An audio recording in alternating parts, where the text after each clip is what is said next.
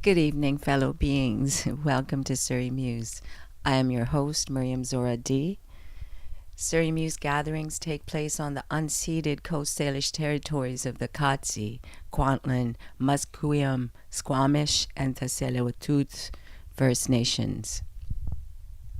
It's June 24th, our 116th gathering, the 26th virtual gathering since COVID.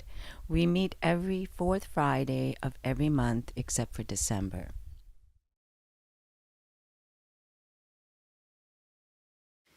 And now I'll introduce to you our featured author tonight, Boshra Rasti.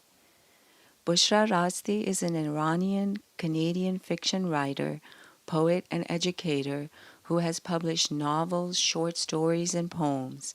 Her two novels, Surrogate Colony and its sequel, Surrogate Code, explore a post-pandemic fantasy world where, among other things, people's right to love has been constricted. Her short stories have been published by Grattan Street Press, Literally Stories, and South Florida Poetry Journal.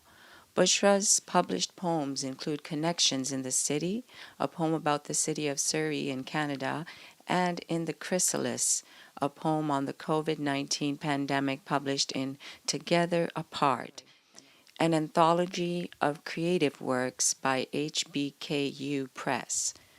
Boshra received a master's degree in educational leadership at Royal Roads University.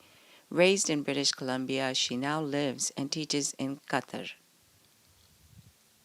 Please welcome Boshra Rasti and visit her website at bushrawrites.com.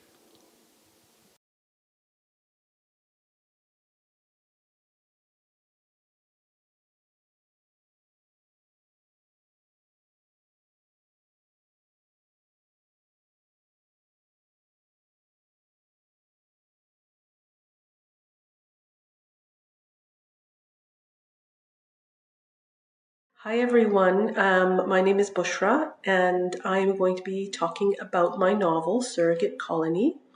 And I'd like to thank the Surrey Muse and all those who have been a part of making this happen and really supporting Canadian authors and creatives, as well as supporting indie authors. So I'm the author of Surrogate Colony, and I'm going to talk about the process I was involved in with publishing my first novel. So the beginning, I work in Doha as an international teacher, and Doha is a very diverse place with lots of expats.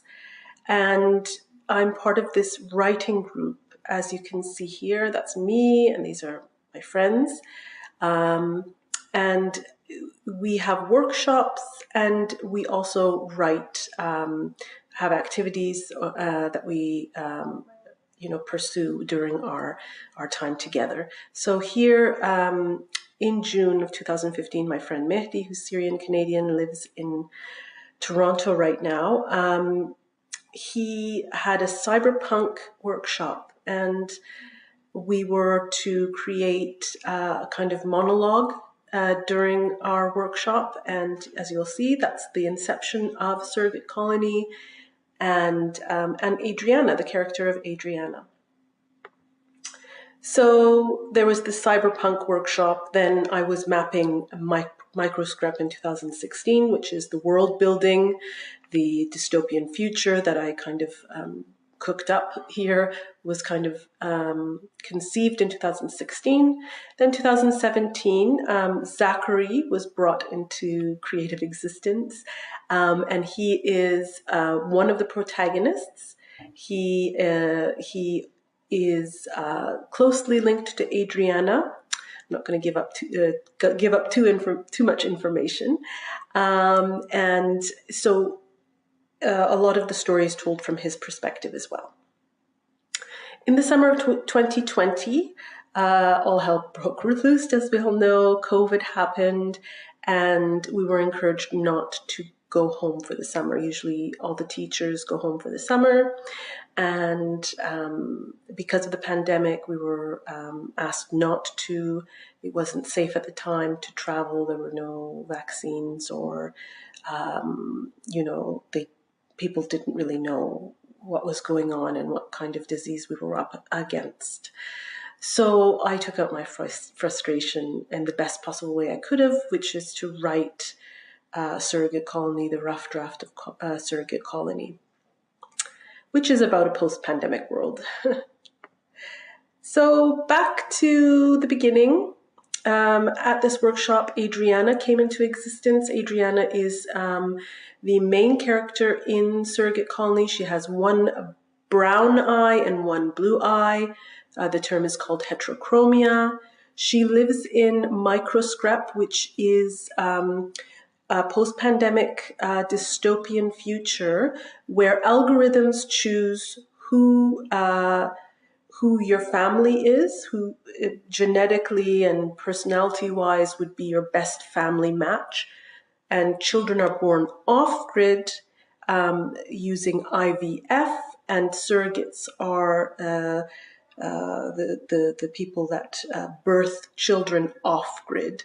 Eunuchs bring the babies to their perfect family match as babies to microscrep. So a highly controlled world.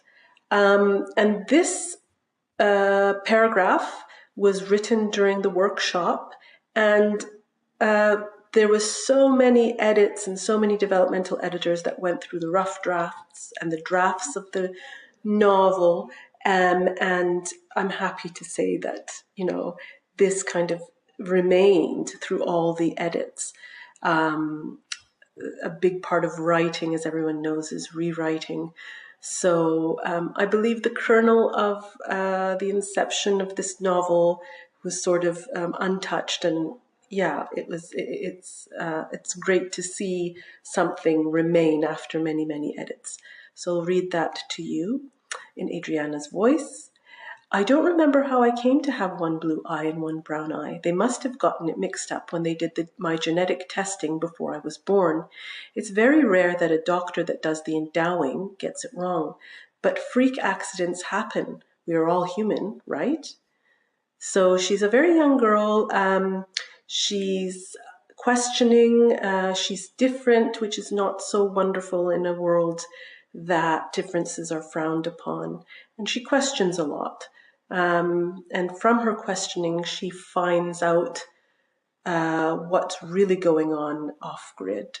And she actually becomes a surrogate.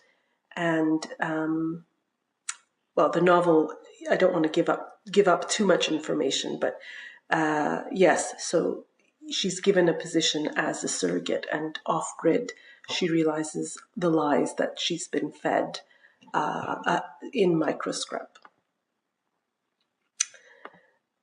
Mapping microscrep was really fun because a big part of writing about the future is world building.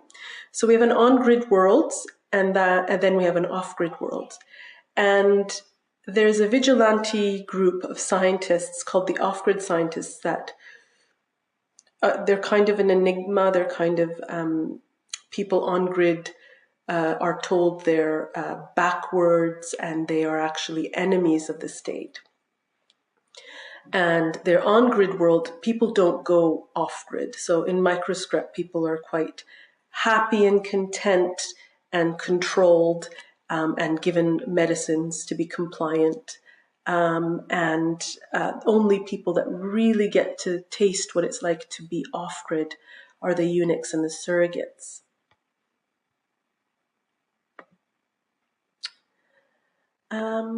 So Zachary, what I do when I'm writing a novel is I kind of do character sketches. I take a stock image or an image I find of somebody on the internet that looks like the character in my mind. I take a picture of it and I put it in, and then I kind of do the first layer of, what's this person, what are their passions, what are their motives, what are their goals, what's their deepest wound. And so I'll read a little bit about him. He is white, green eyes, shy. He is in love with Adriana. Love is actually something that's very suppressed in microscrep. He's been through very difficult times. He becomes a eunuch, but he's also very diplomatic, and he learns how to help Adriana. I won't give too much away. He's the biological son of Kevin, a harmony engineer, and his deepest wound is that he has lack of connection with his sister, his perfectly matched sister. And he's worried that he won't be paired with Adriana. So that's the biggest conflict he has. So in the late summer of 2020, I got a developmental editor from Reedsy, and she went through the first edit, and she was very thorough, and really, really made me rethink a lot of things and scenes in the novel. A big part of being a writer is dealing with rejection, because, not everyone's going to want to publish your book, or they might not interested in the genre, or they might, a big part of publishing is rejection, and a big part of it is also learning to, find your niche. Another thing about query letters is that sometimes a certain genre of writing is not popular at the time, or somebody might be interested in your book, but they've already published, or they're working with another author who's writing very similar, a similar style of book. So you do kind of have to deal with being rejected a lot. But there's also a lot of power that you can get. There's a lot of people that self-publish now, and I think that there's so many different types of expression right now, and there's so many ways of going about publishing.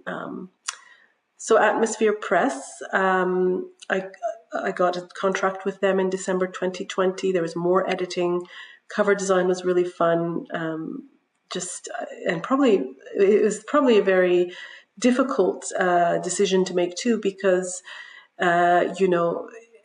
cover is so important. Like, people do judge books by their cover, and you don't want to give too much away in your cover, but you also want to do your book justice and your personal style justice.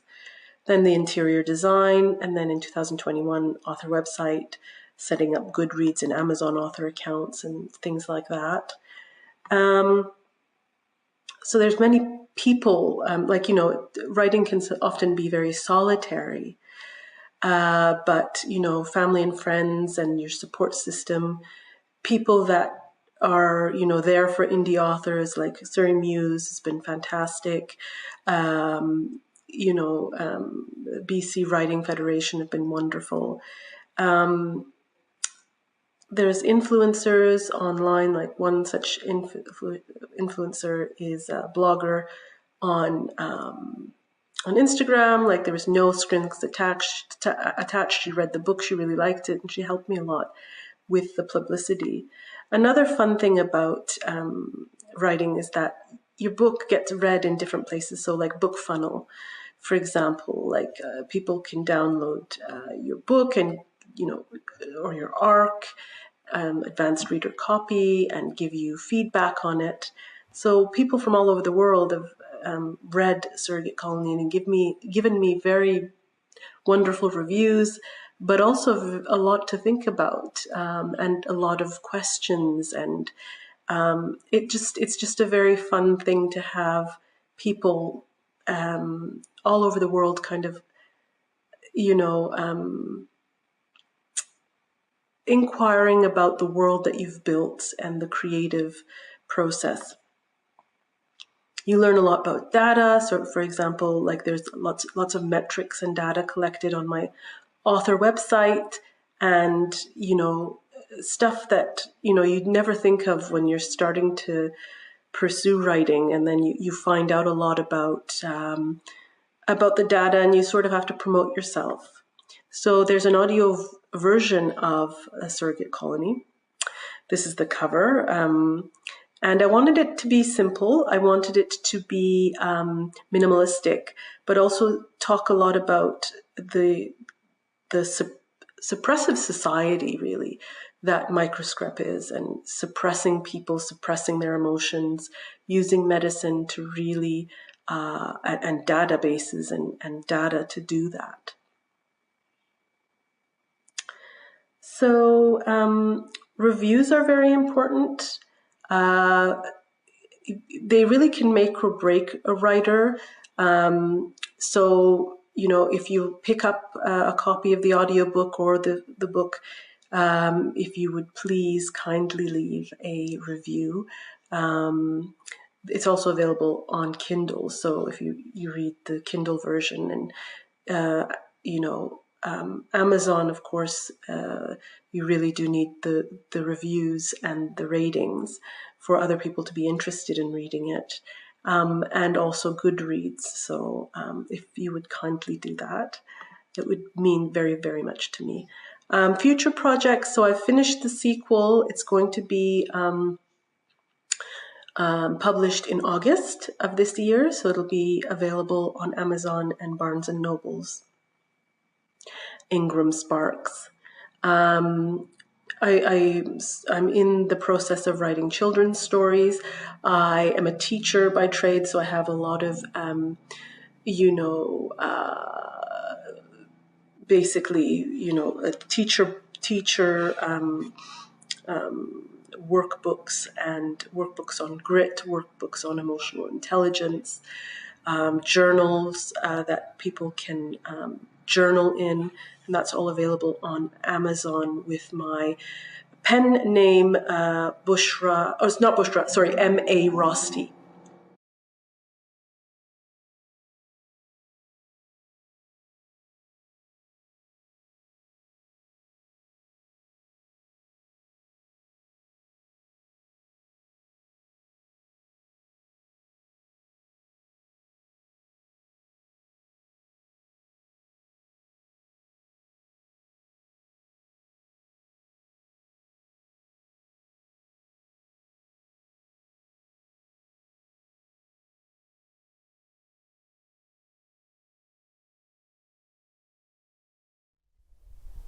And now for our featured poet, Karl Knights. Karl Knights is a poet, journalist, and literary critic born in 1996 in Ipswich, UK. I hope I pronounced that right. His writings have appeared in The Guardian, The Dark Horse, The Poetry Review, Poetry London, and elsewhere. He was a winner of the 2021 New Poets Prize. His debut chapbook, Kin, is available now from the Poetry Business. Karl's work has been anthologized in England and abroad, in anthologies such as Neurodiverse and The Ending Hasn't Happened Yet. Most recently, a poem in 100 Queer Poems, an anthology from Vintage Books.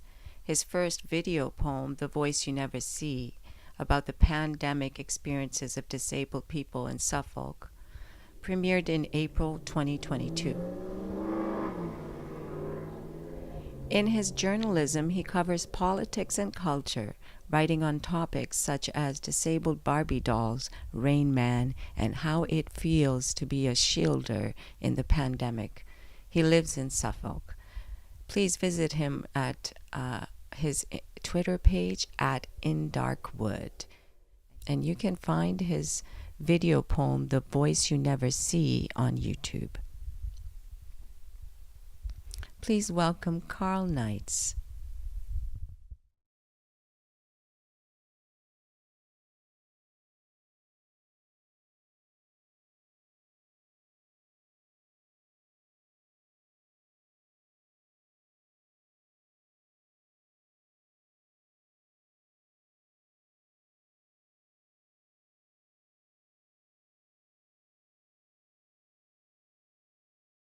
Hello, everyone.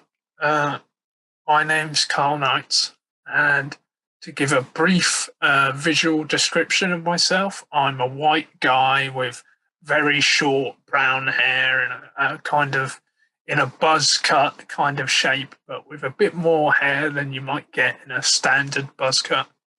I am wearing a beige, sort of cream coloured polo shirt with blue stripes going along it horizontally, and I'm wearing and it has a blue collar as well.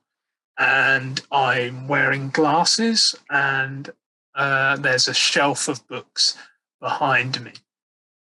As you might have noticed, I'm British, so I'll be glossing any Britishisms in the poems as we go.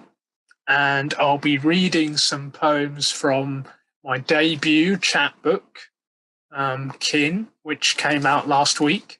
And I will be reading some poems from other places too. To start us off, a few years ago, I requested my medical notes, and they're larger than a Russian novel. And one of the things that I found out through these notes was the story behind some family lore. It was always a piece of family lore that nurses kept me alive when I was very small. And I kind of shrugged it off, as sort of teenagers do. I was very blasé about it, and then it was only when I read the notes that I had a sense of the not even the daily, but the hourly amount of work that went into keeping me alive. So I wrote a poem out of those notes, and it's an ode to those nurses. The poem comes after Michael Rosen, who has a poem called These Are the Hands, and the poem has that refrain of these are the hands, these are the hands, and that's what started me off with this poem. The only sort of trigger warning needed for this poem is that there's medical trauma mentioned throughout. Yes. My nurses, after Michael Rosen. These are the hands that place all 1.4 kilograms of me in the oxygenated incubator. These are the first hands I know. These are the hands which insert a nasal tube and give me my first meal at 25 minutes of age. These are the nurses of the special care baby unit. They weave around the muddle of wires and machine. Every hour they measure arterial gases, administer caffeine nitrate, potassium acid phosphates, and chemicals I can't begin to pronounce. They monitor my jaundice, my breath, my heart murmurs. They step out of the room when the priest gives me the last rites. I am so red, the ward calls me the angry baby.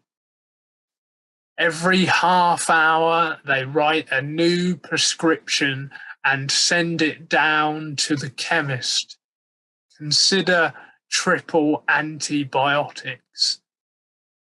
This is the ward sister who pushes the junior out of the way when he knocks my lines out. Every hour, the nurses take my notes folder, larger than a Bible, and write.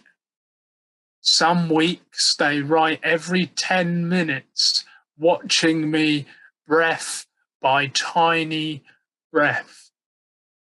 Day 4, Day 17, day 92. Every day at lunchtime and tea time, Dad telephoned, "Will visit this PM." After a wall of numbers, graphs, and tables, they jot in the margin, "Mum and Dad visited, care done, and had a lovely cuddle with Karl." These are the hands that wrap me and my wires in 3 blankets so my 19-year-old mum can hold me. Every evening, every morning, every hour, they change my nappy, flush my lines, listen to my heart sounds. They keep track of how often my heart slows. 3 bradycardias is a stable night. They measure and soothe every inch of me. When I am 6 months old and leaving, they stand and smile in front of my dad. These are the nurses I can't name. Oh, my nurses, my knackered angels, the heart sounds you listened for keep on beating.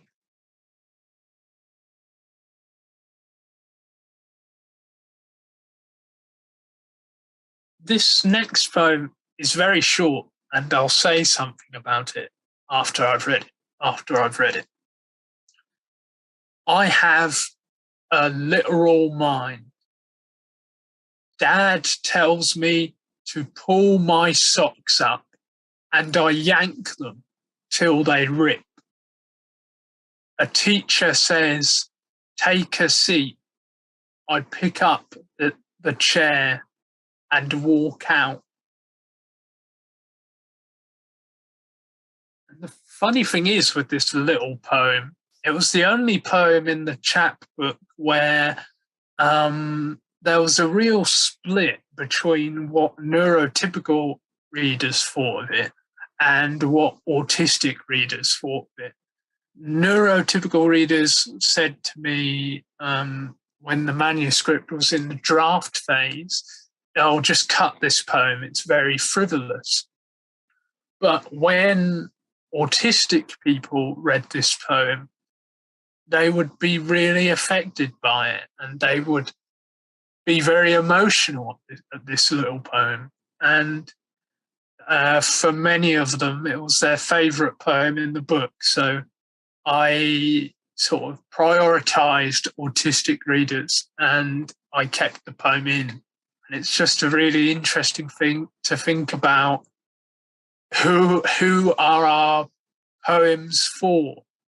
Who do we want to read our poems? Who's the ideal audience?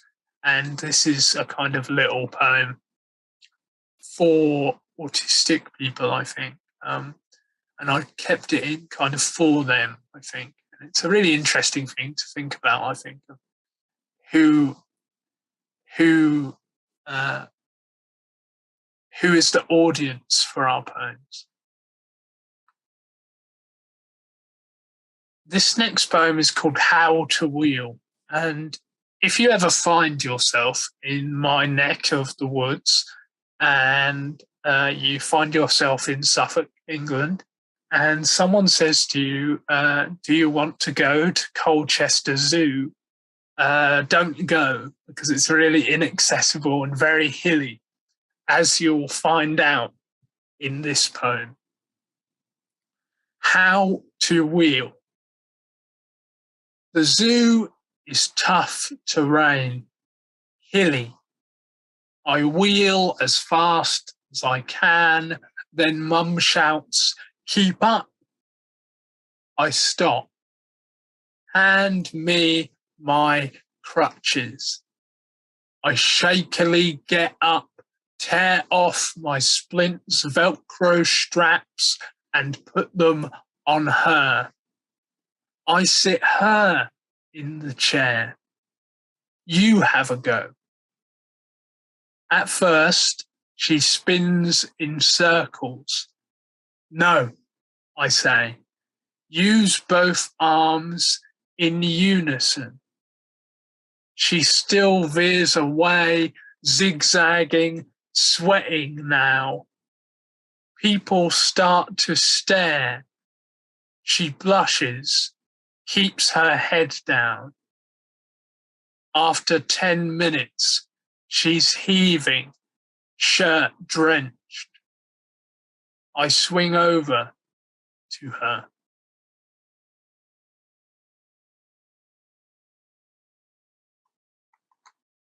This next poem is called The Difference Between a Dog and a Biscuit Tin, and it recounts a film I saw when I was 10 called After Thomas.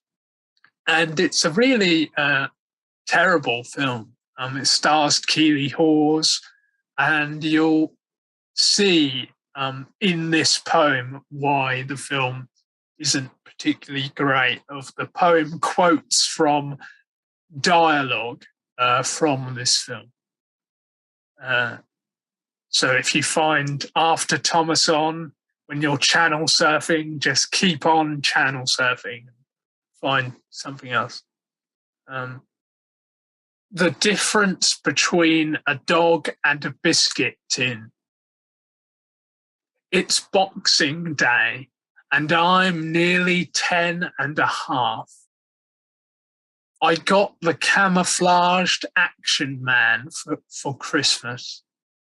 I told Mum I wanted to open it on my own, but my special scissors won't cut the plastic. Just as I start to stick my tongue out and sweat, Mum calls my name from the front room. I shuffle down the stairs on my bum. Mum says I should use the stair lift. She taps me on the shoulder and says, "Look at the telly. This film's got a boy like you. See? He even flaps his hands like you. He's called Karl." On the screen, a man and a woman stand in a kitchen that looks bigger than ours. Her scarf is the same color as my blue badge. The man rubs his face with his big hands and says, "Whatever happened, Nick? Whatever happened to us?" Kyle happened. Mum tells me to pay attention, but the screen's too bright. The man is now standing in front of a house that posh people have. He shouts too loudly. For God's sake, it's autism. He doesn't know what love is. He can't tell the difference between a dog and a biscuit tin. Mum pulls my hands from my ears and points toward the person she thinks I am. And recently there was a documentary on the BBC that was about Paddy McGuinness and his children.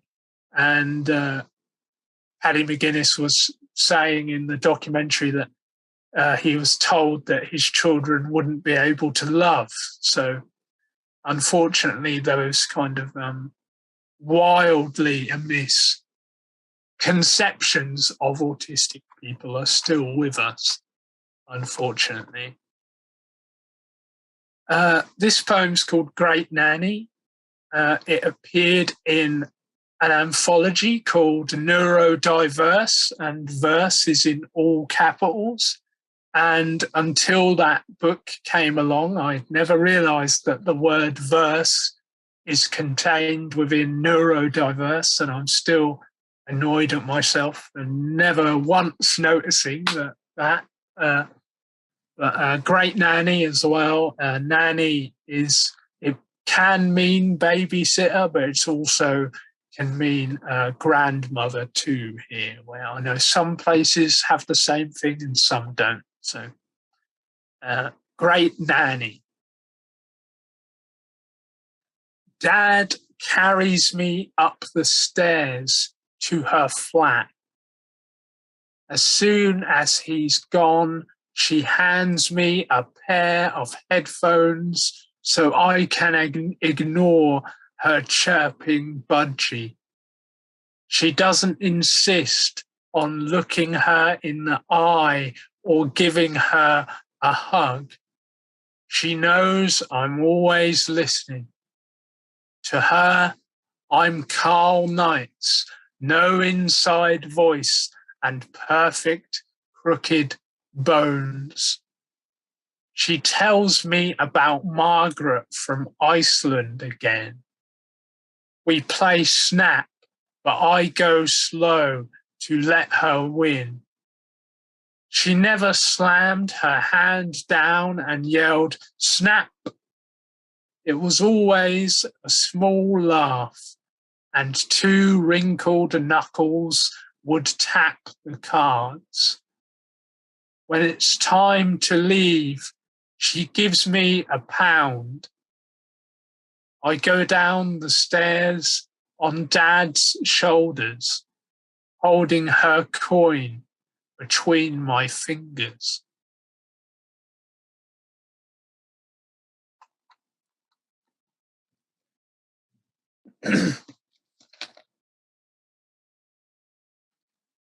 This next poem is called First Meeting, and it mentions a few acronyms that I'll quickly gloss. SENCO is the kind of job title of the person who essentially looks after disabled students, especially in high school, to sort of make sure that their access needs are met and things like that. And SEN kids is just the categorization that's used for disabled students. And TAs is teaching assistants. First meeting. I'd never met another autistic person. My SENCO wanted me to tutor him. I was 15, he was 12. I waited for him in the room we'd been assigned. I could hear the other SEN kids laughing and screaming, arguing with their TAs. Then he came in, Tom. He sat down. My stims, tapping my teeth, twiddling my fingers, spinning my keys, were exactly mirrored. He stared at the floor as I used to. He fidgeted, bounced, rocked. He told me he didn't understand why the girl next to him in maths keeps passing notes and smiling. Why do teachers insist on eye contact when it means nothing? I said I didn't know either. Try and look at their noses or their foreheads. I pulled out some of the board games left in our room, not Monopoly. We sussed we couldn't do numbers. When the bell rang, neither of us knew how to leave. Excuse me. The funny thing of all the poems in the chat book, this poem had the most torturous writing process of I had the whole poem there, and I didn't have the last line. And the last line took well over 6 months to get right. So, if you're working on a poem and you're despairing of it, keep going. We'll get there eventually, hopefully. Poems kind of work on their own time. Unfortunately, it would be great if they could just arrive when we want them to. But alas, keep going with that poem that you're stuck with. It'll come eventually. This next poem is the title poem of the chapbook, Kin. And in many ways, the chapbook is really almost borderline obsessed with ideas of kinship and how we do and how we don't feel kinship with the people around us. It might be someone we meet very briefly, or it might be family members or someone else entirely, but the book is really obsessed with ideas of community and communication and kinship. And quite rightly, this is the title poem called Kin. I was teaching, and then I saw him out the window in his walking frame, playing football with the other kids. I saw the way his legs bent inwards, how his toes touched the floor before the heel. I wanted to catch his eye, have a chat, show him my splints.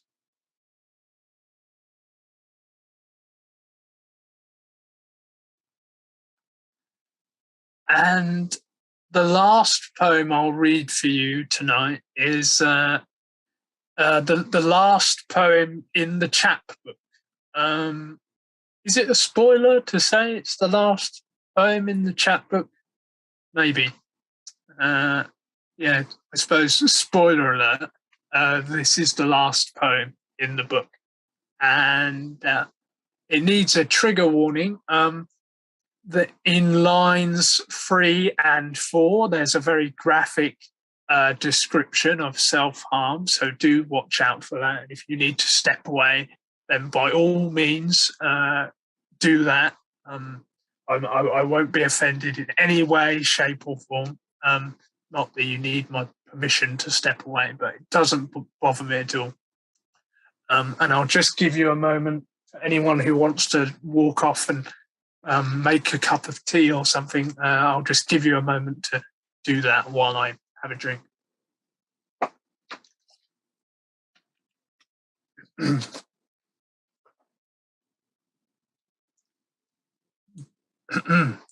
Dear legs who stared back at me from the bottom of toilet stools when I'd slice a sharpened protractor across your flesh. You, sworn at under breath on every steep staircase. How many surgeons have held you in their hands, got to know you through x-rays and test results?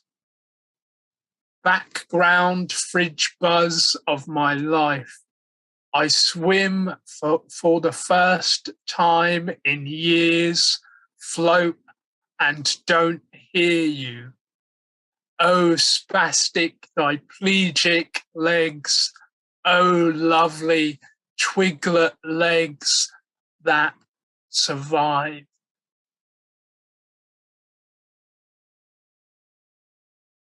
Gosh, and thank you all so much for listening to these poems and for being here with me and experiencing these poems with me. tonight. I'm so grateful for you all, and I'm immensely grateful for Surrey Muse for having us all here, and I'm immensely looking forward to encountering everyone else's work here tonight. So thank you all so much. And hopefully I'll see you again soon. Thank you all so much. Thank you.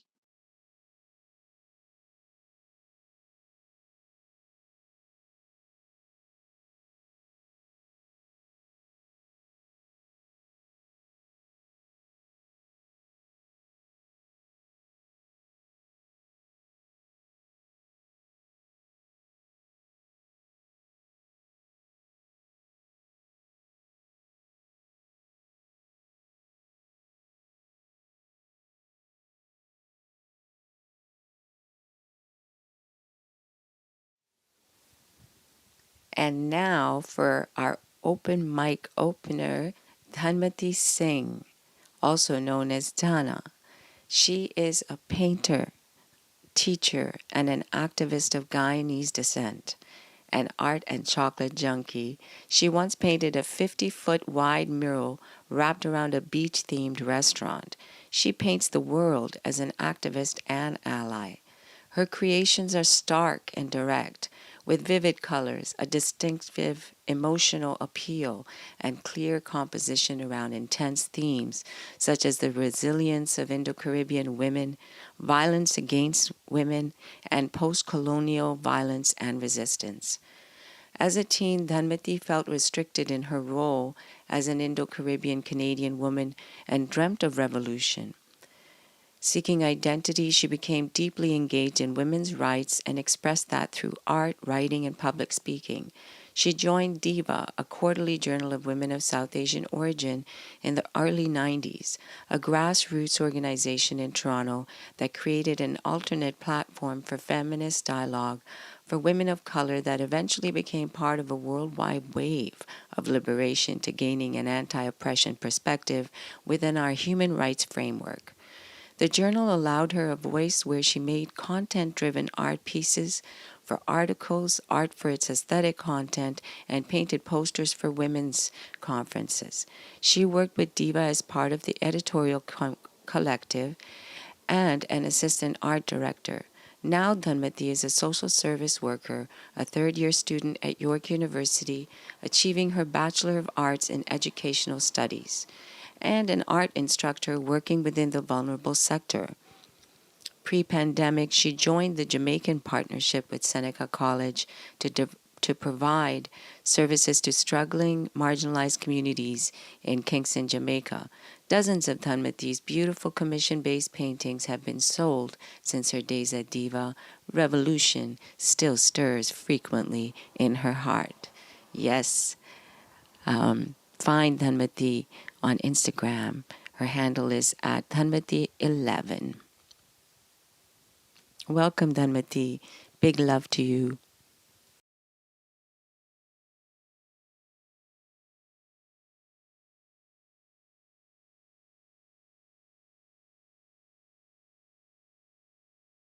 Hello everyone, my name is Dhanmatie Singh. I am an interdisciplinary artist. I live in Toronto, Ontario, Canada with my two sons.